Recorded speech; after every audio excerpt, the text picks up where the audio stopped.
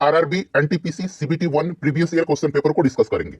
यहाँ पर आप देख भी सकते हैं फ्रेंड्स, रेलवे रिक्रूटमेंट बोर्ड्स, और यहाँ पर देखिए एनटीपीसी भी लिखा गया है। पिछली बार आरआरबी एनटीपीसी की जो वैकेंसी आई हुई थी उसका ऑफिशियल नोटिफिकेशन नंबर भी यहाँ पर दिया गया है, CEN 01/2019। यहाँ पर भी आप देख सकते हैं एनटीपीसी लिखा गया है, और ये जो पेपर लिया गया था ये 4/2/2021 का ऑफिशियल आरआरबी एनटीपीसी का ओरिजिनल क्वेश्चन पेपर है।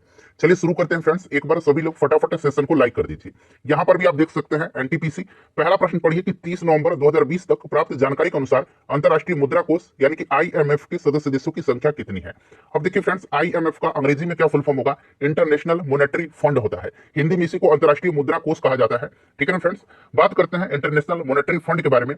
तो देखिए इसकी स्थापना हुई थी 1944 में, 1994 में। इसका हेडक्वार्टर वाशिंगटन DC में है, और वर्तमान में IMF के जो आपके मैनेजिंग डायरेक्टर हैं ये कौन है? तो इनका नाम बड़ा इंपॉर्टेंट है, याद रखिएगा, क्रिस्टलिना जॉर्जिएवा। क्रिस्टलिना जॉर्जिएवा वर्तमान में इंटरनेशनल मॉनेटरी फंड के मैनेजिंग डायरेक्टर हैं ये। ठीक है ना। अच्छा, ये जो है उस समय का भले ही करंट का क्वेश्चन हो सकता है, लेकिन आज के संदर्भ में भी इंपॉर्टेंट है। अभी भी इंटरनेशनल मॉनेटरी फंड में सदस्य देशों की कुल संख्या जो है 190 ही है। इसे भी आप जरूर याद रखिएगा। चलिए पूरा इसको लगाइए फ्रेंड्स, बड़ा ही अच्छा ये क्वेश्चन पेपर है, और इससे आपका कॉन्फिडेंस भी बूस्ट होगा और आपकी तैयारी भी बेहतर होगी। और ये मैं लगातार सीरीज चला रहा हूं। ऑलरेडी मैंने आपको 4 क्वेश्चन पेपर करा दिया था, तो अगर आपने उनको नहीं देखा तो देखिएगा, लिंक डिस्क्रिप्शन बॉक्स में मिल जाएगा। देखिए MPEG का पूर्ण रूप क्या है, यानी कि MPEG का फुल फॉर्म क्या है? तो इसका फुल फॉर्म होता है मूविंग पिक्चर एक्सपर्ट्स ग्रुप, यानी कि ये दूसरा ऑप्शन जो है यहाँ पर आप देख सकते हैं, ये बिल्कुल इसका करेक्ट आंसर होगा। नेक्स्ट क्वेश्चन कर लेंगे फ्रेंड्स। देखिए अगला प्रश्न हमारा कि भारत की प्रथम पंचवर्षीय योजना का मुख्य केंद्र बिंदु क्या था। अच्छा, ये जो प्रथम पंचवर्षीय योजना थी इसके बारे में जानते हैं। तो देखिए ये 1951 से लेकर के 1956 तक चला था, और जो पहला पंचवर्षीय योजना है ये किस मॉडल पर आधारित था? तो हेरोल्ड डोमर मॉडल पर आधारित था, और इसका जो मुख्य केंद्र बिंदु था ये कृषि पर ध्यान देने के साथ साथ प्राथमिक क्षेत्र का विकास करना था। यानी कि यहाँ पर आप देख सकते हैं दूसरा जो ऑप्शन है ये बिल्कुल राइट हो जाएगा। टोटल कितनी पंचवर्षीय योजना चलाई गई है? तो देखिए फ्रेंड, टोटल जो है 12 पंचवर्षीय योजना चलाई गई है। ठीक है ना, इसे भी आप ध्यान रखिएगा। चलिए देखिए, ईरान का प्राचीन नाम पूछा गया है कि क्या है? ईरान का प्राचीन नाम जो है इसमें से क्या होगा? तो देखिए ध्यान दीजिएगा, ईरान का प्राचीन नाम जो है ये पर्सिया है। कभी कभी आपको इस तरह से हिंदी में पर्सिया दे दिया जाएगा। पर्सिया भी याद रखिएगा और फारस भी याद रखिएगा। ठीक है ना फ्रेंड्स। चलिए उसके बाद हम लोग नेक्स्ट क्वेश्चन कर लेंगे कि 5 से 14 तक की सभी प्राकृतिक संख्याओं के घनों का योग ज्ञात कीजिए। आप चाहें तो मैथ को यहाँ पर वीडियो को पॉज करके सॉल्व कर सकते हैं, या फिर जब मैं PDF आपको टेलीग्राम पर दे दूंगा वहां पर भी आप इसको सॉल्व कर सकते हैं। टेलीग्राम का जो हमारा नाम है वो सक्सेस केंद्र क्विज है, वहां पर जुड़िए, आपको PDF टेलीग्राम पर दिया जाएगा। निश्चिंत रहिए, 5 सेट हो जाएगा ना, आज हो गया, मैं सारा PDF आपको उपलब्ध करवा दूंगा। तो यहाँ पर देखिएगा, सबसे पहले इसको हम कैसे निकालेंगे 5 से 14 तक की सभी प्राकृतिक संख्याओं के घनों का योग। तो इसका एक फॉर्मूला होता है, फॉर्मूला होता है n इंटू n+1/2 का होल स्क्वायर, मतलब पूरा का ये स्क्वायर होता है। ठीक है। अब देखिए सबसे पहले हम क्या करेंगे, 1 से 14 तक के जो आपकी प्राकृतिक संख्या है उनके घनों का योग निकालेंगे, और 1 से लेकर के 14 तक को निकालेंगे। फिर उसमें से हम लोग क्या करेंगे, 1 से लेकर के 4 तक के जो है उनको माइनस कर देंगे। तो 1 से 4 तक को निकाल देंगे यहाँ से, टोटल 1 से लेकर के 1 से 14 तक में से, तो 5 से 14 तक नहीं बचेगा। बात समझ में आ रही है ना। तो पहले हम लोग 1 से लेकर के 14 तक के जितने भी प्राकृतिक संख्या है, ठीक है ना, उनके घनों का योग निकालते हैं। तो मैंने बताया था n इंटू n+1 का हाफ हो जाएगा, और टोटल का ये स्क्वायर हो जाएगा, ये बताया था ना। अब देखिए 14 तक का निकालें, यानी कि संख्या कितनी है टोटल, 1 से लेकर के 14 तक 14 है। तो 14 गुना 14 + 1 15 बटा ये कितना हो जाएगा, 2 हो जाएगा। इसका स्क्वायर करेंगे तो पहले इसको अंदर सॉल्व करेंगे, 2 सते 14 हो जाएगा, तो 15 सते 105 का स्क्वायर हो जाएगा। 105 का स्क्वायर हम करेंगे फ्रेंड्स, 105 का स्क्वायर करेंगे तो 105 का जो अगर हम स्क्वायर करेंगे तो कितना आएगा, ये आ जाएगा। यहां मैं लिख देता हूं, पहले 105 का हम लोग स्क्वायर करेंगे तो ये आप करके देख लीजिए, 11,025 आ जाएगा। मैंने सॉल्व कर रखा है पहले से भी। ठीक है ना। अब देखिए, अब इसमें से क्या करेंगे, 1 से 14 तक का तो हमने निकाल लिया। अब क्या करेंगे, 1 से लेकर के 4 तक का अब निकालेंगे। तो संख्या कितना है, 4, यानी n इंटू n+1, यानी कि 4 + 1 5/2 का स्क्वायर करेंगे तो 2 दूना 4 हो जाएगा, यानी कि 5 दूना 10 का स्क्वायर। तो ये कितना हुआ, 100 हो गया। अब इसमें से 1 से लेकर के 14 तक में से 1 से लेकर के 4 तक घटा देंगे तो 5 से 14 तक ही बचेगा। तो यहां पर हम लोग इसको माइनस कर देंगे। ठीक है ना। ये आपका 1 से 14 तक का है, और ये 1 से 4 तक का है, 100। तो ये बचा कितना आपका 5, यहाँ पर 2, और ये कितना बच गया 9, और ये आपका बच गया 10। 10 9 2 5, 10 9 2 5, यही तो आंसर है। बात समझ में आ गई होगी। तो मैथ आप खुद से भी कोशिश करिए बनाने का। ठीक है ना। वीडियो काफी लंबी हो जाएगी वैसे। देखिए दिए गए विकल्पों में असंगत विकल्प का चयन करिए। ये आपका विकल्प दिया गया है, इसमें से कौन सा असंगत है ये आपसे पूछा गया। तो देखिए आयत, वर्ग, समानांतर, चतुर्भुज, ठीक है ना, 4 भुजा वाला है। त्रिभुज इसमें असंगत है, 3 भुजा का है।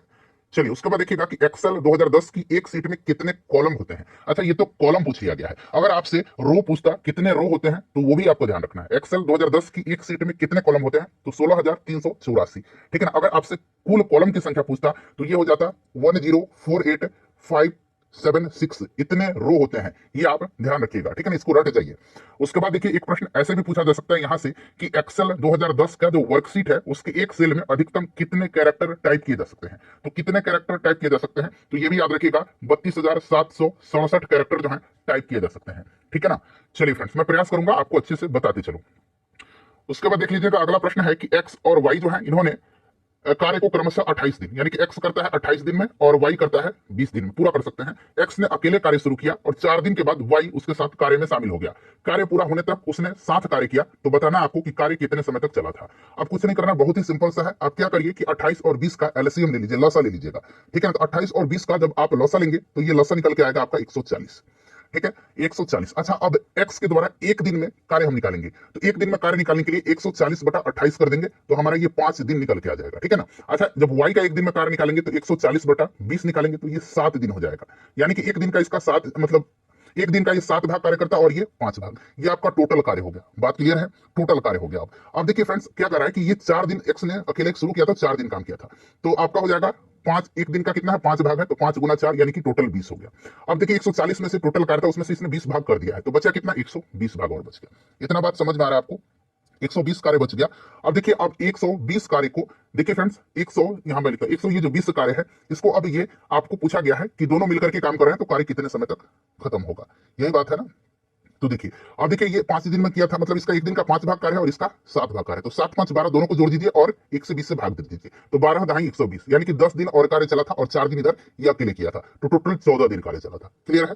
चलिए, उसके बाद देखिएगा चक्रवृद्धि ब्याज की एक निश्चित दर पर धनराशि 2 वर्ष में 64 रुपया हो जाती है और 4 वर्ष में पूछा गया 81 रुपया हो जाती है, तो चक्रवृद्धि ब्याज की दर आपसे पूछा गया है। अब क्या किया गया है ना, यहां से इसको पी मान लिया गया 64 रुपया को, ठीक है ना, 64 रुपया को हमने पी मान लिया है, ठीक है। उसके बाद ये आपका मिश्रधन हो गया, अमाउंट हो गया 81 रुपया, यहाँ पर थोड़ा सा ध्यान दीजिएगा, ठीक है। और समय आप देख लीजिएगा कितना हो जाएगा, 2 वर्ष से लेकर के फिर यहाँ 2 वर्ष, यानी कि 2 वर्ष का अंतर है ना, ये 2 वर्ष को हमने स्टार्टिंग से मतलब मान लिया है, हमने इसको पी मान लिया है, तो ये आपका 2 वर्ष हो जाएगा समय। बात क्लियर हो रही है आपको, ठीक है ना।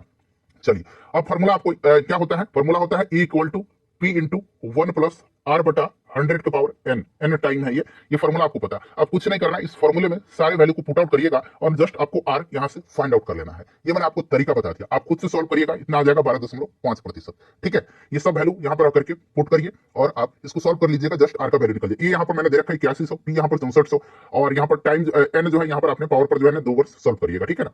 चलिए, ईस्ट इंडिया कंपनी ने भारत में किस शहर में अपना पहला व्यापारिक केंद्र स्थापित किया था। अच्छा देखिए, ईस्ट इंडिया कंपनी ने जो है 1611 में मसूलीपट्टनम में अपना पहला अस्थायी कारखाना लगाया था, लेकिन फिर 1613 में जो है सूरत में पहला अस्थायी ब्रिटिश कारखाना स्थापित किया था सूरत में, इस चीज को आप ध्यान रखिएगा।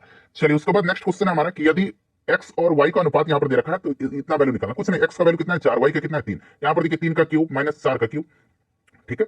एक मिनट रुकिए, एक्स का वैल्यू 4 है ना, तो यहां पर ये रुक जाइए, 4 का क्यूब माइनस 3 का क्यूब, ठीक है ना। अब ये एक्स कितना है, तो ये आपका 4 का क्यूब प्लस 3 का क्यूब, ठीक है। 4 चौका 16 चौका 64 माइनस 27 और ये हो जाएगा 64 प्लस 27।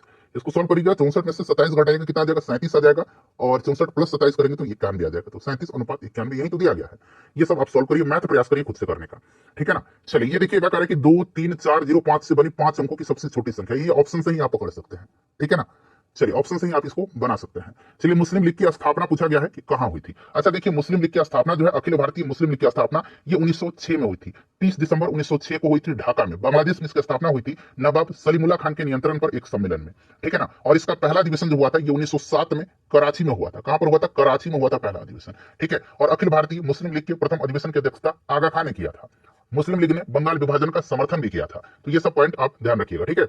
चलिए, उसके बाद देखिएगा यहां पर इसको आप आसानी से सॉल्व कर सकते हैं। Sign theta minus cosec theta का रूट 2 दिया गया है, तो कह रहा है कि साइन क्यूब थीटा और माइनस कोसेक क्यूब थीटा का मान आपको निकालना। अब देखिए यहां पर इसको कैसे सॉल्व करेंगे, तो सबसे पहले आप क्या करिए कि sine theta minus cosec theta equal to ये रूट 2 जो है बोथ साइड जो है क्यूब कर दीजिए। बोथ साइड हम लोग कैसे करेंगे, बोथ साइड क्यूब कर देंगे। Sine theta minus cosec theta equal to root 2, तो हम बोथ साइड क्या करेंगे, क्यूब कर देंगे। बोथ साइड हमने क्यूब कर दिया, बात समझ में आ रहा है। अब देखिए ए माइनस बी का होल क्यूब का फॉर्मूला क्या होता है, तो a cube minus b cube minus 3ab into a minus b होता है। तो ए क्यू यानी कि sine cube theta minus b cube यानी कि cosec Q theta minus 3ab यानी कि 3 sine theta into cosec theta into a minus b यानी कि sine theta minus cosec theta. Clear है ना, इक्वल टू उधर मतलब रूट टू का होल क्यूब है। अब यहां पर पहले देखिए, अब यहां पर कोसेक थीटा को हम लोग लिख सकते हैं ना 1 बटा साइन थीटा, 1 बटा साइन थीटा, इसको ऐसे लिख सकते हैं, तो एक साइन से साइन कट गया, ये बात खत्म हो गई, क्लियर हो गया।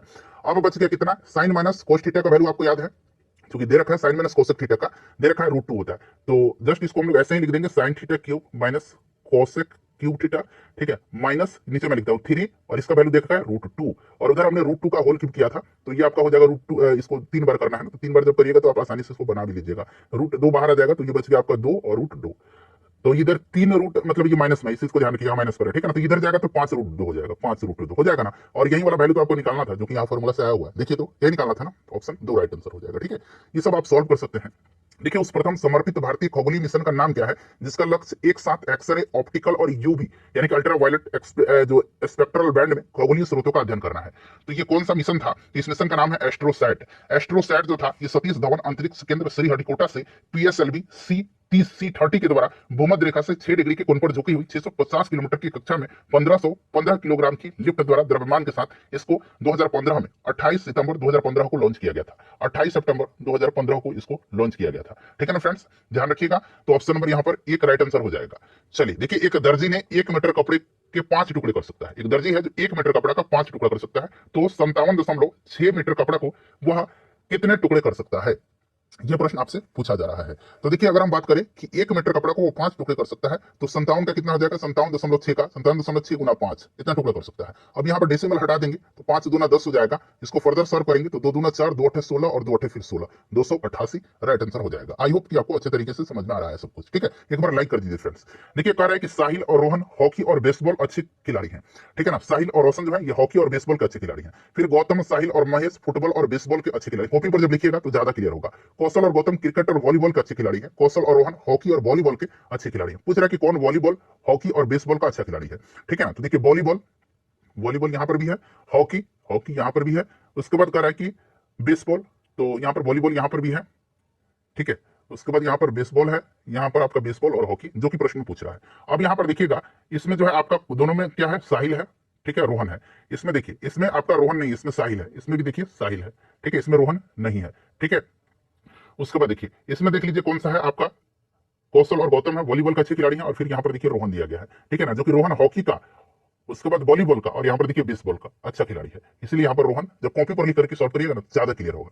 चलिए उसके बाद देखिएगा किसी कूट भाषा में, देखिए इस तरह से, इसको इस तरह से लिखा जाता है, तो उसी कूट भाषा में इसको कैसे लिखा जाएगा। अब देखिए इसको लिखा कैसे गया है, तो सबसे पहले देखिए एफ जो है, एफ यू, यहाँ पर देखिए FURNITURE।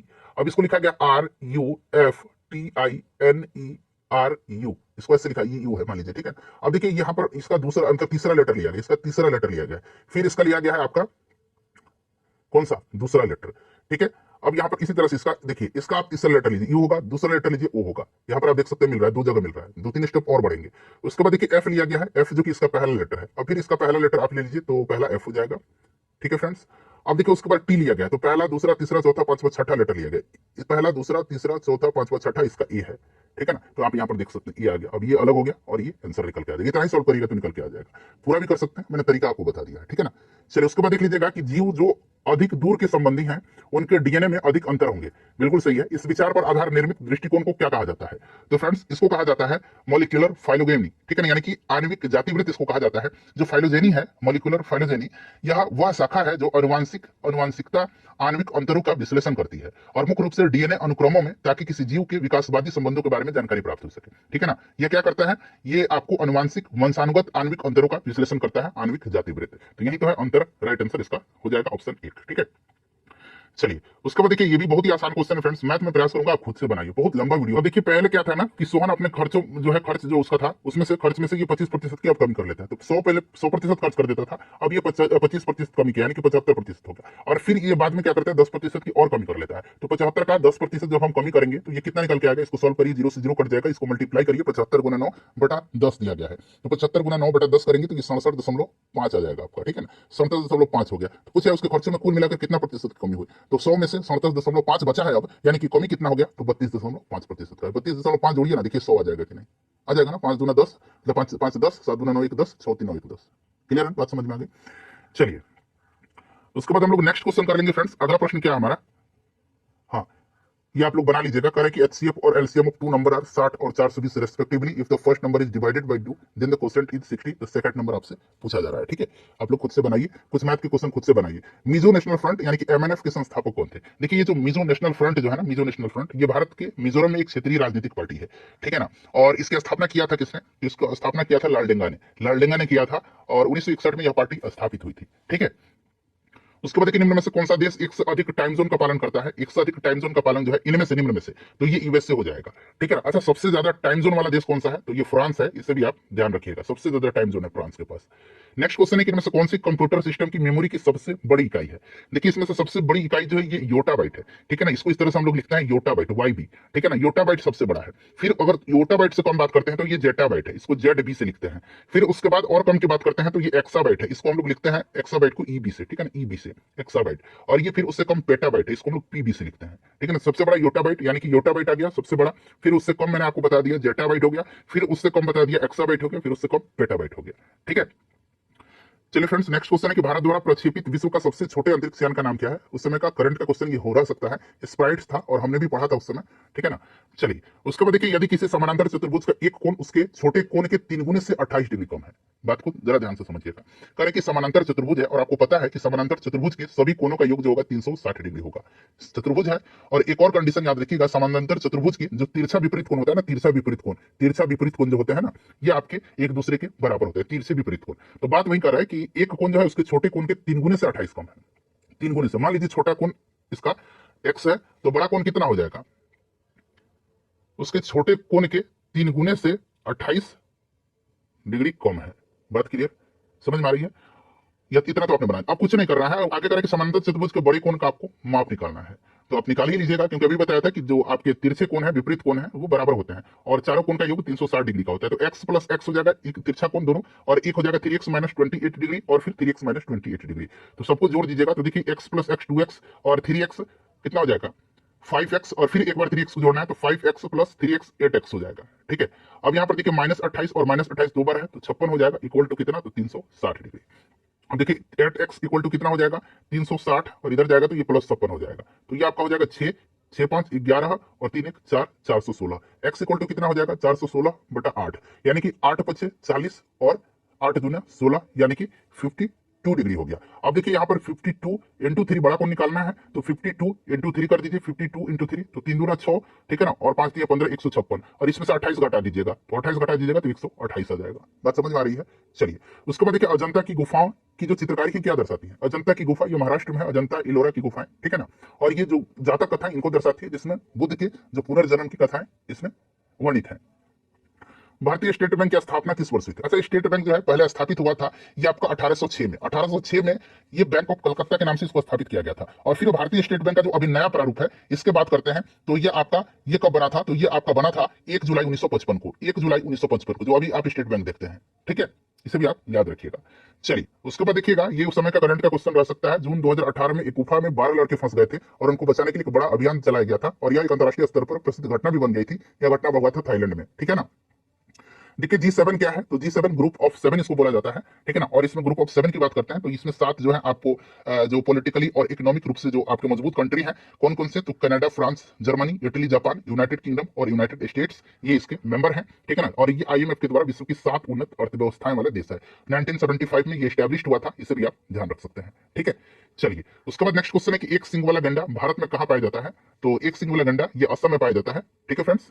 चलिए, काजीरंगा आपको याद होगा, काजीरंगा, मानस, ओरांग, ये सब नेशनल पार्क असम में है। देहिंग पटकाई, चलिए ये भी आप बना सकते हैं। दो संख्याओं का अनुपात है 9:11, उसमें प्रत्येक संख्या में 6 जोड़ा जाता है, तो उनका अनुपात 6:7 हो जाता है। मान लीजिए 9x है और 11x अनुपात है, प्रत्येक में 6 जोड़ा जा रहा है, तो ये अनुपात बन जा रहा है 6/7। इसको सोल्व करिएगा, आपका निकल के आ जाएगा, ठीक है ना। बड़ी संख्या का मान पूछ रहा है।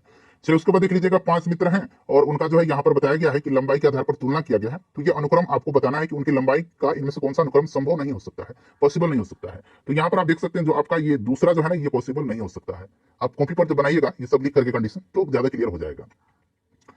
चलिए, उसके बाद कह रहा है कि ये वाला क्वेश्चन कि श्याम से दुगुना गति से कार्य करता है, एक साथ कार्य करते हुए कार्य को 20 दिन में पूरा कर सकते हैं, करण अकेले उसी कार्य को कितने दिन में करेगा, ठीक है ना। तो ये आप भी आसानी से इस क्वेश्चन को बना सकते हैं, ठीक है ना। कोशिश करिए, आप भी बना लीजिएगा। देखिए फ्रेंड्स, अभी यहाँ पर क्या कर रहा है कि करण श्याम से दुगुने गति से कार्य करता है और कार्य करते हुए 20 दिन में कार्य को पूरा करता है। तो सिंपल सा बात है कि 30 दिन में पूरा करेगा। आप जबान पर भी इसको बना सकते हैं। चलिए, अच्छा है तो एक बार आप सॉल्व करके भी देख लीजिए खुद से, ठीक है। चलिए फ्रेंड्स, उसके बाद नेक्स्ट क्वेश्चन कर लेंगे हम लोग। हाँ, अगला प्रश्न है कि निम्नलिखित आंकड़ों की माध्यिका, माध्यिका और बहुलक, माध्य नहीं माध्यिका पूछ रहा है, और माध्यिका कैसे निकालना है फॉर्मूला में आपको बताया। सबसे पहले ये जो आपको यहाँ पर दिया गया ना, इनको आप बढ़ते हुए क्रम में असेंडिंग ऑर्डर में सजाइए, ठीक है। तो सबसे पहले देखिए, 2 को लिखेंगे, 2 कितने बार है, 2 बार है, 2 हमारा 2 बार है। 3 कितने बार है, 3 3 बार है, 3 हमारा 3 बार है। उसके बाद देखिए 5 कितने बार है, 5 हमारा 2 बार है। फिर हमारा 7 2 बार है और 9 1 बार है। देख लीजिए कितना अंक है, 1 2 3 4 5 6 7 8 9 10, 1 2 3 4 5 6 7 8 9 10, ठीक है ना, हो गया क्लियर। अब देखिए इसमें से हम लोग माध्यिका कैसे निकालते हैं। तो माध्यिका निकालने का फॉर्मूला जो होता है वो यहाँ पर ध्यान दीजिएगा। माध्यिका हम लोग कैसे निकालेंगे, तो इसका माध्यिका हम लोग कैसे निकालेंगे। तो सबसे पहले देखिए, आपका ये आपका टोटल 10 है, तो 10 का जो आधावा टर्म होगा यानी कि 5वां टर्म, ठीक है ना, जो आपका नंबर जो है इसमें आधा टर्म उसका, फिर उसका n+1 का मतलब n+ अगला टर्म उसका, ठीक है ना। देखिए सबसे पहले तो आधा टर्म हो गया, फिर यहाँ पर प्लस आपका हो जाएगा n+1 का आधा टर्म, ठीक है। अब यहाँ पर देख लीजिएगा, यहाँ पर आपका मतलब n+हाफ का मतलब हाफ का अगला टर्म करना हमको, तो ये आपका होगा, इधर हाफ होता है फॉर्मूला, ये अब कंप्लीट हुआ, ठीक है। इसको आप नोट डाउन भी कर सकते हैं, आपको पता भी होगा। अब देखिए फ्रेंड्स, यहाँ पर आपका टोटल 10 है, 10 का आधा 5 होगा, तो पहला दूसरा तीसरा चौथा 5वां, ठीक है ना, ये आपका 5वां नंबर हुआ, तो 3 हो गया। अब देखिए ये कह रहा है कि आधवा का जस्ट अगला यानी कि 5वां का जस्ट अगला, तो ये आपका कौन है, छठा वाला टर्म 8 है, मतलब 5 है, तो 5 हो गया। अब देखिए ये हो गया हाफ फॉर्मूला में है, और इंटू ये 5 3 8 यानी कि 2 चुका 8 यानी कि 4 आ गया। कितना आ गया हमारा, माध्यिका 4 आ गया। तो माध्यिका और बहुलक अंतर पूछ रहा है। माध्यिका तो हमारा 4 आ गया, अब बहुलक जो सबसे ज्यादा बार रिपीट हुआ है, तो 3 ही तो सबसे ज्यादा बार 3 बार रिपीट हुआ है, तो 3 बचा कितना, 1, वही 1 इसका आंसर है, ठीक है। चलिए उसके बाद देख लीजिएगा, पहली कपास मिल की सफलतापूर्वक स्थापना किस भारतीय शहर में किया गया था। तो देखिए फ्रेंड्स, ये जो पहला कपास मिल था ना, ये 1818 में, याद रखिएगा 1818 में कलकत्ता के पास फोर्ट ग्लस्टर जगह है, फोर्ट ग्लस्टर में स्थापित किया गया था। लेकिन यह एक व्यवसायिक विफलता थी। सफलतापूर्वक प्रश्न पूछा गया, जो कि सफलतापूर्वक 1854 में बंबई में हुआ था, ठीक है ना, केजीएन डाबर के द्वारा स्थापित किया गया था, Bombay spinning and weaving company, clear. चलिए इसलिए यहाँ पर मुंबई दिया गया है। चलिए उसके बाद देखिएगा, कह कि एक्स वाई जेड यू भी 5 मित्र हैं और उनकी लंबाई के आधार पर तुलना किया गया। जो अभी ऊपर प्रश्न मिला था, हमने अभी करा था, मैंने बोला था कि कॉपी पेन पर ज्यादा क्लियर होगा, यहाँ पर आप उसको समझ सकते हैं। 2 मित्र की लंबाई समान नहीं है, इस चीज को ध्यान रखिए, किसी भी 2 मित्र जो है उनकी लंबाई समान नहीं है। कह रहा है कि यू जो है ना, यू ये आपका वाई से छोटा है। फिर कह रहा है कि लेकिन एक्स से लंबा है, यू जो है वाई से छोटा है लेकिन एक्स से लंबा है।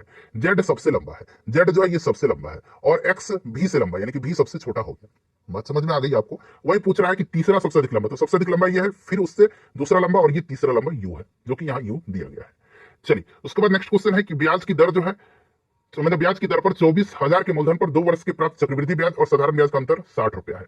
ब्याज की दर ज्ञात करना है। देखिए जब भी 2 वर्ष पर जो है चक्रवृद्धि ब्याज और साधारण ब्याज का अंतर जब पूछा जाए, तो ये फॉर्मूला होता है डिफरेंस इक्वल टू, इसका होता है P इंटू R अपॉन 100 का स्क्वायर होता है। डिफरेंस देख सकते हैं, अंतर 60 दे रखा है, P दे रखा है यहाँ पर 24,000, R आपका निकालना है और आपका बटा 100 है, तो R का स्क्वायर हो जाएगा और नीचे ये 100 हो जाएगा, मतलब 100 का भी इसको स्क्वायर करना है, तो 100 का स्क्वायर करेंगे तो 4 जीरो आ जाएगा। तो 4 जीरो से यहाँ पर देखिए 3 जीरो से ये 3 जीरो कट गया। अब ये बच गया कितना, 60 इक्वल टू 2.4 आपका हो जाएगा क्या, या आप जैसे भी कहिए, अब चाहे तो इसको नहीं, ये 3 ही जीरो ना है और यहाँ पर 4 जीरो होगा, ये 3 जीरो है यहाँ पर, और यहाँ पर जो 100 के स्क्वायर करेंगे तो 4 जीरो हो जाएगा, ठीक है कोई बात नहीं। तो ये आपका बच गया 24 R स्क्वायर और ये बटा 10, ठीक है। अब इधर हो गया ये 600, ठीक है फ्रेंड्स, और एक मिनट रुकिए,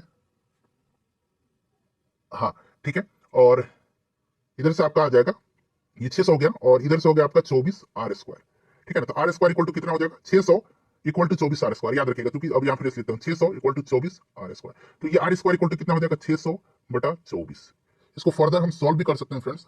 तो देखिए कैसे होगा, 12 दूना 24, 12 25 60, यानी कि ये 50 हो गया, फिर 2 बचे 25 से 50 कट गया, यानी कि R स्क्वायर इक्वल टू कितना हो गया 25, यानी कि R इक्वल टू कितना हो गया √25, यानी कि ये 5 यहाँ पर राइट आंसर आ जाएगा।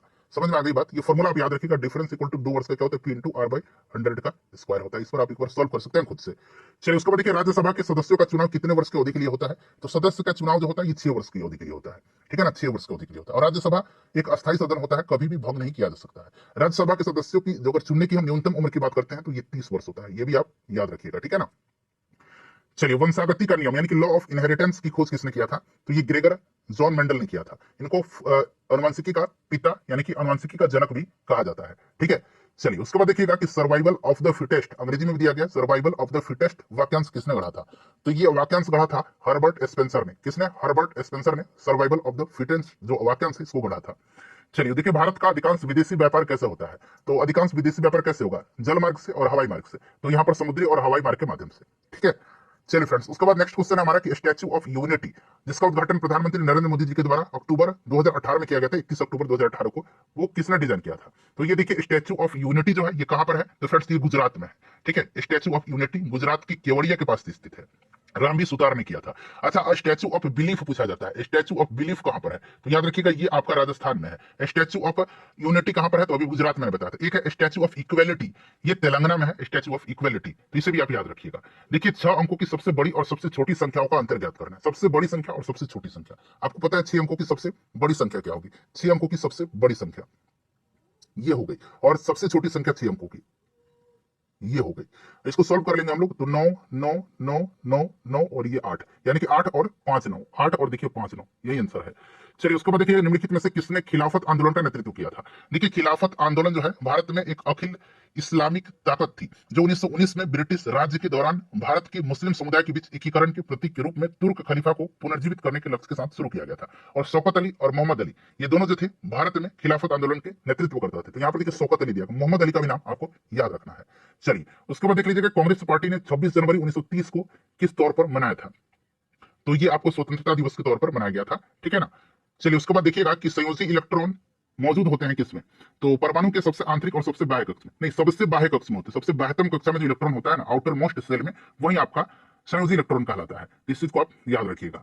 चलिए उसके बाद देखिएगा, हाँ इसको आप लोग बना लीजिएगा फ्रेंड्स। सारे मैथ के क्वेश्चन में संभव नहीं है बता पाना, वीडियो बहुत लंबा हो जाएगा। तो कुछ आप भी प्रयास करिए, टेलीग्राम पर मैं पीडीएफ दूंगा, वहां से आप इसको आसानी से सोल्व कर सकते हैं। ठीक है, ये वाला बहुत ही आसान है। ठीक है, तिरिया गुना कर दीजिए तो ये 11 हो जाएगा, और ये 11x हो जाएगा, और इधर भी 11x। तो ये 11 इक्वल टू इधर ये माइनस में प्लस में जाएगा तो ये 22x हो जाएगा, यानी कि x इक्वल टू कितना हो जाएगा? तो 11/22 यानी कि हाफ हो जाएगा।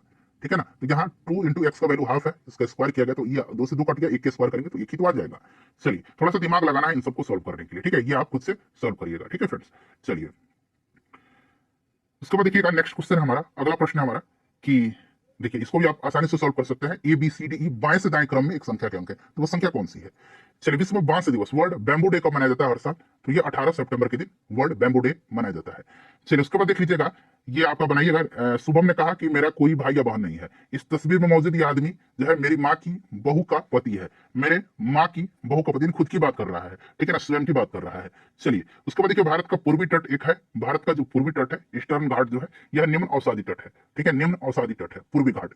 चलिए खराई ऊंट जो है, खराई ऊंट भोजन के लिए मुख्यतः किस पर आश्रित रहने के लिए जाने जाते हैं? खराई ऊंट भोजन के लिए मुख्यतः जो आपका ये आपका मैनग्रोव जो है ना समुद्री खरपतवार, उन्हीं पर आश्रित रहने के लिए मुख्यतः जाने जाते हैं। चलिए उसके बाद देखिएगा, इसको सॉल्व करिए ना। कह रहा है कि जे जो है इसको प्लस निरूपित करता है, जी जो है ये घटाव को, माइनस को, एम जो है ये गुना को निरूपित करता है, बी जो है ये भाग को निरूपित करता है। तो कौन सा समीकरण सही नहीं होगा? तो यहाँ पर आप सबको वैल्यू पर रख करके आप सॉल्व करके देख सकते हैं, निकाल सकते हैं, बहुत ही आसान है सारा। ठीक है ना।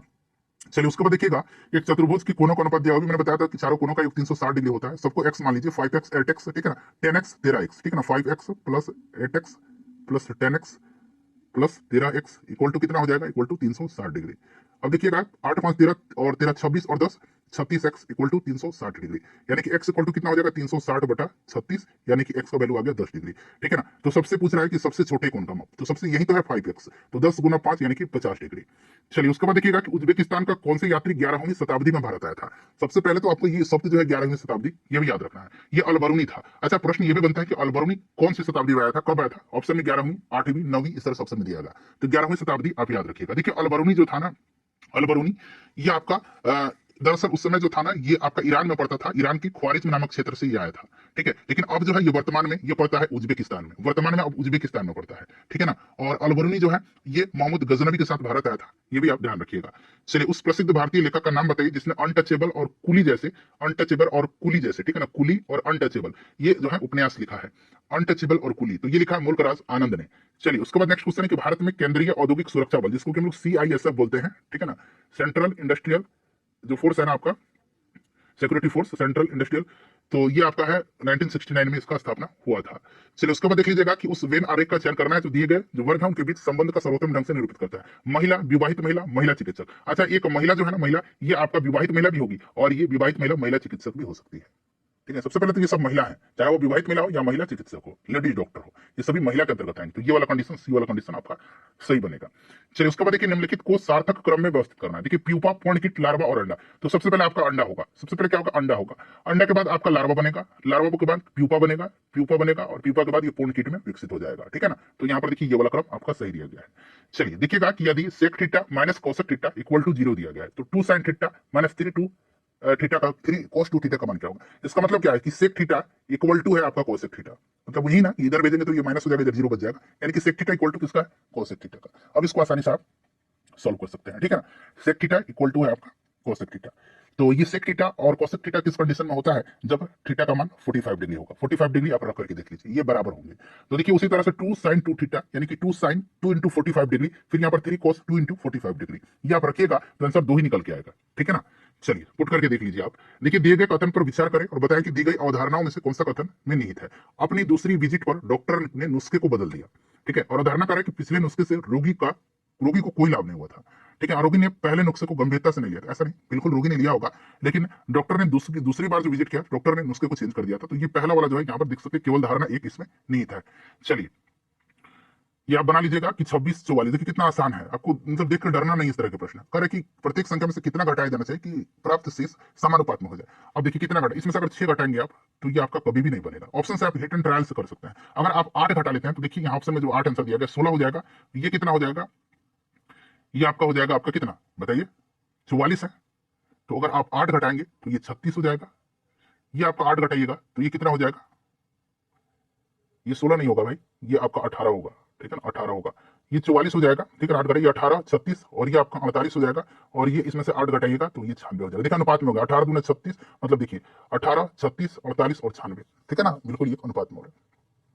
चलिए दो संख्याओं का योग कर रहा है कि मान लीजिए x है और एक y है, इनका योग दे रखा है 40 और इनका गुणनफल जो है x मतलब गुणनफल x और y का 60 दे रखा है। तो उनके व्युत्क्रम का योग यानी कि दो संख्या x है और y इनके व्युत्क्रम का योग, तो इनका एक का व्युत्क्रम 1/x हो गया और दूसरे का व्युत्क्रम 1/y हो गया। इनका योग पूछ रहा है, इनका योग पूछ रहा है, तो इसको हम सॉल्व कर देंगे। यहाँ पर इसका एलसीएम लेंगे तो एक्स वाई हो गया, यानी कि एक्स एक्स कैंसिल हो गया तो वाई हो गया, और फिर वाई से वाई कैंसिल हो गया तो एक्स हो गया, यानी कि ऊपर भी एक्स प्लस वाई हो गया। अब देखिए एक्स प्लस वाई का वैल्यू यहाँ पर ऑलरेडी 40 है और एक्स इंटू वाई का वैल्यू 60 है, तो 0 से 0 कैंसिल, 2 दूना 4 और 2 3 6 यानी कि 2/3, जो कि आप देख सकते हैं आंसर में दिख रहा है आपको। ठीक है, चलिए उसके बाद देखिएगा कि निम्नलिखित में से कौन सा अन्य से भिन्न है, शुक्र, मंगल, ओपिटस और बृहस्पति। तो ऑब्वियसली ओपिटस हो जाएगा। ठीक है, ये सब आपके ग्रह हैं।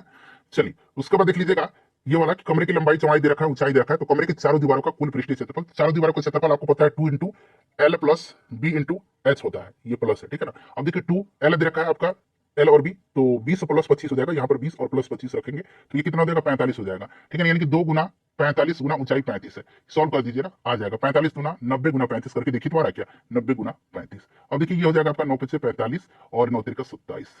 ठीक है, तो ये 0 5 7 4 11 और 2 1 3 3150 मीटर स्क्वायर आंसर होगा। चलिए फॉर्मूला याद रहना चाहिए। निम्नलिखित में से कौन सा एक गैरिसन यानी कि सैन्य छावनी शहर है, तो ये आपका जालंधर है। जालंधर कैंट हमने सुना भी है। ठीक है ना, जाते हैं तो जालंधर कैंट मिलता है रास्ते में, अगर आपने उधर गया हो तो देखा होगा। देखिए इनमें से किस विकल्प के स्वर्णिम चतुर्भुज में शामिल है। अच्छा, स्वर्णिम चतुर्भुज जो थी ना फ्रेंड्स, ये आपकी राष्ट्रीय राजमार्ग परियोजना थी। अटल बिहारी वाजपेयी के समय में इसको स्टार्ट किया गया था और 4 महानगर दिल्ली, मुंबई, चेन्नई, कोलकाता इसके अंतर्गत जोड़ा गया था। देखिए वायु कोष जो है इसका कार्य क्या है, तो गैसों के आदान प्रदान वाले स्थान पर एक सतह प्रदान करना। ठीक है, तो यहाँ पर देखिए ऑप्शन नंबर 4 यहाँ पर राइट आंसर हो जाएगा। देखिए उसके बाद इसको आप लोग सॉल्व करिएगा। ठीक है ना, वर्क टाइम का मैंने क्वेश्चन आपको ऑलरेडी बता रखा है। देखिए एक महिला की ओर इशारा करते हुए रमन ने कहा कि उसके इकलौते भाई का पुत्र मेरी पत्नी का भाई है। उसके इकलौते भाई का पुत्र मेरे पत्नी का भाई है, यानी कि उसकी पत्नी की ये बुआ है। ठीक है ना, तो पत्नी के पिता की बहन है। ठीक है, यानी कि पत्नी के पिता की बहन यानी कि पत्नी की बुआ होगी, बात साफ है। चलिए उसके बाद देख लीजिएगा उस संख्या का चयन करें जो निम्नलिखित श्रेणी के स्थान पर आ सकती है। तो अब यहाँ देखिए 4 तिहाई 12 और इसमें 1 जोड़ा जा रहा है तो 13 हो रहा है। 13 दूना 26 और प्लस 1 जोड़ा जा रहा है तो 27 हो रहा है। अब देखिए 27 गुना 3 प्लस 1 जोड़ा जा रहा है तो 82 हो रहा है, यानी कि पहले बार 3 का गुना, फिर 2 का गुना, फिर 3 का गुना, अगले बार देख लीजिए फिर 82 गुना 2 प्लस 1, 82 दूना कितना होगा तो 164 प्लस 1 165, यानी कि अगली बार 3 का गुना प्लस 1 करना होगा तो 165 गुना 3 तो 5 3 15, 6 का 18 1 19, 3 एकम 3 और 1 4, 495 प्लस 1 496।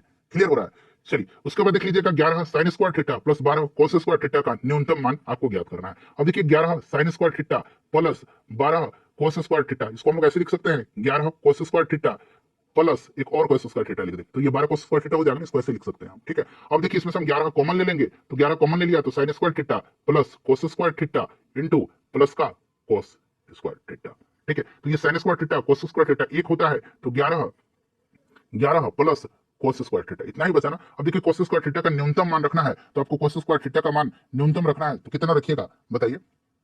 तो कोस जीरो जीरो होगा, कोस जीरो कितना होगा, एक मिनट रुकिए, साइन जीरो जीरो होता है, ठीक है ना, साइन जीरो जीरो होता है, तो कोस 90 का मान यहाँ पर जीरो होगा, तो ये 11 बनेगा, ठीक है ना। कोस जीरो एक होता है तो जीरो नहीं हम 90 लिखेंगे क्योंकि न्यूनतम मान लेना है, तो ये जीरो हो जाएगा, तो बचेगा 11, यही न्यूनतम मान है। चलिए ये भी आप सॉल्व कर लीजिएगा, इस सब में एक्स और वाई की वैल्यू पुट करते जाइए और आंसर आप निकाल लीजिए, ठीक है ना। चलिए उसके बाद नेक्स्ट क्वेश्चन है कि उस अक्षर का चयन करें जो निम्नलिखित श्रृंखला के प्रश्न चिन्ह का स्थान पर आ सकता है। देखिए कैसे जोड़ा गया है, 70 में से कितना घटाएगा तो 63 आया तो 7, 63 में से कितना 56 आया तो 63 में से आपका 7 घटाएगा 56 आया, 56 में से कितना घटाएगा तो 49 आया तो 7 घटाएगा, तो ये 7 का क्रम चल रहा है, ठीक है आपसे। लेकिन ये अंक से कोई मतलब नहीं, आपको ये देखिए भी के बाद आर के बाद ओ के बाद क्या आएगा। देखिए आप यहाँ पर ध्यान दीजिए, भी के बाद आपको आर आ रहा है, तो देखिए भी और आर के बीच में आप क्या करिए ना, सबसे पहले एबीसीडी लिख लीजिए, ज्यादा सुविधा होगा, मैं बता रहा हूँ आपको, ठीक है ना। और उनका पोजीशन दे दीजिए 1 2 3 4 5 मतलब जेड तक का, 1 से लेकर के 26 तक। अब देखिए कह रहा है कि भी और भी के बाद आर, अब देखिए ये भी है ना, भी यहाँ पर ध्यान दीजिए, भी उसके बाद यू टी एस और आर, देखिए भी के बाद ये 3 गैप होके आपको आर आ रहा है, क्लियर है। अब आर के बाद ओ आ रहा है, अब देखिए आर के बाद ओ आ रहा है, आर के बाद क्यू पी और ओ, यानी कि 2 के बाद अब यहाँ पर आपका ओ आया, यानी कि अब हमको 3 से बाद 2 आया, 2 के बाद अब 1 होना चाहिए, यानी कि ओ के बाद आपको, ओ के बाद क्या होगा, आपको ओ के बाद एन और एन के बाद 1 का गैप देना है, तो एन और अगला एम हो जाएगा, तो 1 का गैप देना है, अगला हमारा एम होगा, देखिए एम आंसर दिया गया है, ठीक है ना, बात समझ में आ रही है ना। चलिए कड़ी ढूंढना होता है और आप कई तरीके से इसको ढूंढ सकते हैं, इसको आप बनाइएगा, ठीक है ना। चलिए निम्न में से कौन सा ग्लोबल कॉमन्स का एक भाग है, तो ये अंटार्कटिका जो है ये ग्लोबल कॉमन्स का एक भाग होता है। मोरक्को और स्पेन को विभाजित करने वाले जलडमरू मध्य का नाम क्या है, मोरक्को और स्पेन को, तो ये जिब्राल्टर है, स्टेट ऑफ जिब्राल्टर। चलिए इसको भी आप लोग बनाइएगा, ये प्रॉफिट लॉस का क्वेश्चन है, इसको भी आप लोग फ्रेंड्स सॉल्व कर सकते हैं। 2016 में भारत में कहां पर दुर्लभ डायनासोर इक्थियोसॉर, यहाँ पर देखिए इक्थियोसॉर का सर्वाधिक पूर्ण जीवांश प्राप्त हुआ था, तो ये गुजरात में। चलिए उसके बाद देखिएगा कि ब्रिटिश ईस्ट इंडिया कंपनी का गठन किस वर्ष किया गया था, तो फ्रेंड्स ये 1600 ईस्वी में हुआ था, 1600 ईस्वी में, ठीक है। चलिए उसके बाद देखिएगा जेड इक्वल टू 26, मतलब ऐसा है तो एक्ट इक्वल टू 24 दे दिया गया, तो जेड का आपको पता है ना पोजीशन 26 होता है, ए का 1 होता है और जेड का 26 होता है, ए का 1 हो जाएगा, सी का आपका 3 हो जाएगा और टी का कितना होगा, इस तरह से लिखिएगा तो फटाफट बना लीजिएगा, 20 हो जाएगा, तो 20 3 23 1 24 आ गया ना। उसी प्रकार बी का 2 होगा, ए का 1 हो जाएगा और टी का आपका 20 हो जाएगा, तो 20 और 1 21 और 2 23, ठीक है। देखिए ये पाई चार्ट वगैरह पूछा जाता है, तो पाई चार्ट भी आप सॉल्व कर सकते हैं, ठीक है, ये सब आप सॉल्व कर लीजिएगा, पीडीएफ में जब आपको टेलीग्राम पर दूंगा ना, तो वहां से आप सभी को सॉल्व कर सकते हैं, ठीक है। अब यहाँ पर देख लीजिएगा, कर है, थोड़ा सा ध्यान दीजिएगा, कर है इसमें कि कोई सॉरी कुछ पेपर पेंसिल है, मान लीजिए ये पेपर है, ठीक है ना, ये आपके पेपर है, करे कि कुछ पेपर जो है ये पेंसिल है, मान लीजिए ये आपका पेंसिल हो गया, कुछ यहाँ पर हिस्सा है तो ये पेंसिल है, ठीक है। करे कि कुछ पेंसिलें बोर्ड है, कुछ पेंसिल जो है ना, ये कुछ पेंसिल ये आपके बोर्ड है। अब देखिए कह रहा है कि कोई पेपर बोर्ड नहीं है, कोई भी पेपर बोर्ड नहीं है, बताइए, बिल्कुल यहाँ पर जो है पूछ रहा है किसमें से पालन करता है, कोई पेपर बोर्ड नहीं है, नहीं तो देखिए यहाँ पर जो आपका दूसरा है ना, कुछ पेंसिल बोर्ड है, कुछ पेंसिल बोर्ड है, लेकिन ये नहीं कहा गया कुछ पेपर भी बोर्ड है, ये वाला कंडीशन ऐसे भी बन सकता था, ऐसे भी बन सकता था, तो ये तो आपका कुछ पेपर बोर्ड हो सकते हैं, ठीक है ना, ये वाला तो होना चाहिए था, लेकिन यहाँ पर नहीं सेटिस्फाइड हो रहा है, सभी पेपर बोर्ड है, नहीं नहीं कुछ बोर्ड पेपर नहीं है, कुछ बोर्ड पेपर भी है, अगर इस तरह से कंडीशन में हम बनाते तो, ठीक है ना, तो इसलिए यहाँ पर दिया गया कोई भी निष्कर्ष का पालन नहीं करता है, ठीक है। चलिए उसके बाद देखिएगा ये पैटर्न दिया गया, इसका चयन करना, मतलब देखिए ये आपका सर्कल है और इस तरह से आपको दिया गया है, यहाँ पर मैं आपको बता देता हूँ ताकि आपको ज्यादा मतलब स्पष्ट दिखाई दे। अब यहाँ पर 25 है तीसरा वाला में, और 17 है और ये 6 है, यहाँ पर देखिए 38 है, 18 है और यहाँ पर 6 है, और ये पहला वाला यहाँ पर मैं लिख देता हूँ, ये पहला चित्र है, ये दूसरा चित्र है और ये तीसरा चित्र है, इसमें 89 है और ये 16 है, पूछ रहा है यहाँ पर क्या आएगा। अब देखिए कुछ नहीं करना, इन दोनों को जोड़ देना, ऊपर वाले को 25 और 17 कितना हो जाएगा, तो 7 5 12 42 हो जाएगा, 42/6। देखिए फिर 38 और 18 को जोड़िएगा तो ये 56 हो जाएगा, 56/8 है, ये 8 है, ये 8 है, ठीक है ना, गलती से यहाँ पर हो गया 8 है, ये 8 हो जाएगा। फिर 89/16 करिएगा तो 89 1 90 और 106 और बटा नहीं 105 हो जाएगा ना, एक दे दिया तो 105 हो जाएगा, बटा यहाँ पर कितना होगा वो पूछा गया, मतलब यहाँ पर देखिए 7 6 42 60 टाइम में, 8 7 56 60 टाइम में, तो 15 7 175 होता है, तो इसलिए यहाँ पर 15 आंसर होगा, ठीक है। चलिए यहाँ पर करके माताएं महिलाएं और बहनें, तो जो महिलाएं हैं ना ये माता भी होती हैं और बहन भी होती हैं, तो इसलिए ये वाला कंडीशन उसी तरह का था जो अभी हमने किया हुआ था। हाथ की उंगली से वही संबंध है जो पेन का, हाथ में उंगली रहती है तो पेन में निब होता है, ठीक है। चलिए, उसके बाद देखिएगा कि उस विकल्प का चयन करें जिसका तीसरे पद से वही संबंधित दूसरे पद का पहले पद से है। तो बढ़ई आरी तो लोहा हथौड़ा लेगा, ठीक है ना, बिल्कुल सही है। चलिए, निम्नलिखित में से कौन सा अन्य से मेल नहीं खाता है? देखिए, कोट, शर्ट, जैकेट और स्वेटर। तो इसमें से आप देख सकते हैं यहाँ पर कोट, जैकेट, स्वेटर, शर्ट इसमें से मेल नहीं खा रहा है, ठीक है ना। चलिए, उसके बाद देख लीजिएगा, इसको आप लोग सॉल्व कर लीजिएगा, ठीक है ना फ्रेंड्स। देखिए, निम्नलिखित को तर्क संगत क्रम में व्यवस्थित करना है। तो हम राजस्थान दिया गया, तो राजस्थान की तरफ से हम बढ़ेंगे, तो राजस्थान से आपका आएगा फिर कौन सा? उत्तर प्रदेश, ठीक है ना। उत्तर प्रदेश से फिर आपका बिहार आ जाएगा, बिहार से फिर हम लोग जाएंगे असम में, फिर असम से नागालैंड में। तो ये एक सीरीज में दे रखा है, मतलब एक दिशा से ये दे रखा है, तो इसीलिए यहाँ पर आपका 4 राइट आंसर हो जाएगा। चलिए, करे कि नाइफ को कूट भाषा में इस तरह से लिखा गया है, तो पेंटिंग को किस प्रकार से लिखा जाएगा? ये आपसे पूछा गया है। नाइफ को, ठीक है ना, नाइफ को ऐसे लिखा गया है, थोड़ा सा दिमाग लगाइए, बताइए क्या होगा। देखिए फ्रेंड्स, ये कुछ भी नहीं है, ये अपोजिट एक दूसरे का दिया गया है। के का अपोजिट पी होता है, एन का अपोजिट एम होता है, आई का अपोजिट आर होता है, एफ का अपोजिट यू होता है और ई का अपोजिट बी होता है। एबीसीडी लिख लीजिएगा ना, सब कुछ पकड़ा जाएगा। अब देखिए, पी का अपोजिट जो होगा, पी का अपोजिट आपका के होगा, ए का अपोजिट आपका जेड होगा, आई का अपोजिट क्या होगा? तो आई का अपोजिट आपका आर हो जाएगा, ठीक है। एन का अपोजिट एम होता है, टी का अपोजिट क्या होगा? तो टी का अपोजिट आपका जी होगा। फिर आई का अपोजिट आपका क्या होगा? तो अभी आई बताया था, आई का अपोजिट आर होगा, एन का एम होगा और जी का अपोजिट क्या हो जाएगा? तो जी का अपोजिट आपका टी होगा। देखिए, K Z R M G R M T, ये वाला सही है, ठीक है। चलिए, उसके बाद देखिए, उस अक्षर की पहचान करें जो निम्नलिखित श्रृंखला से संबंधित नहीं है, संबंधित नहीं है। अब जब आप एबीसीडी लिख लीजिए ना, तो वैसे देखिएगा, एक्स यहां से मैं स्टार्ट करता हूं, डब्ल्यू, उसके बाद आपका भी यू टी, ठीक है ना। अब यहाँ पर देखिए, एक्स के बाद यू आ रहा है, एक्स के बाद यू आपका आ रहा है कितना? 2 अंक के बाद, ठीक है ना। अब देखिए, यू के बाद क्यू आ रहा है, यू के बाद क्यू आ रहा है, हमने टी लिखा, एस आर क्यू। अब देखिए, 2 अंक के बाद, अब यहाँ पर 3 अंक के बाद क्यू आ रहा है, ठीक है ना। ये 2 से 3 हो गया, अब 3 से अगला 4 होगा, यानी क्यू के बाद आपका पी ओ एन एम के बाद एल आना चाहिए, यहाँ पर एल आना चाहिए, तो यहाँ पर एल नहीं आया, यही इस गलत दिया गया। एल के बाद आप देखिए, 4 के बाद अब 5 होना चाहिए, तो एल के बाद देखिए के, उंगली पर देखिए, के जे आई एच जी, देखिए 5 के बाद एफ आया, उसके बाद 6 के बाद आना चाहिए, तो एफ के बाद देखिए, एफ के बाद पीछे से फिर हम लोग 6 की तरफ बढ़ेंगे, तो ई उंगली पर काउंट करिए, ई डी सी बी ए, और फिर ये चला जाएगा पीछे जेड की तरफ, तो 6 हो गया, जेड के बाद वाई आ गया, तो इसीलिए यहाँ पर एल होना चाहिए था, जो कि एम है। तो ये सीरीज में ये आपका असंगत दिया गया, संबंधित नहीं है, ठीक है। चलिए, उस संख्या का चयन करें जो निम्नलिखित श्रेणी के प्रश्न चिन्ह का स्थान पर आ सकता है। बताइए, अब देखिए, 6 दूना 12 1 13, 13 दूना 26 1 27, दूसरी प्रकार से 27 दूना 54 और 1 55 होगा। आगे बढ़ के चेक कर लेंगे, 55 दूना 110 1 11, 111 दूना 2 100 आपका 222 और 1 23, इसलिए 55 आंसर होगा। फ्रेंड्स, ये पूरा 100 क्वेश्चन हमने कंप्लीट कर दिया। सेशन को लाइक कर दीजिए और इसको शेयर कर दीजिए।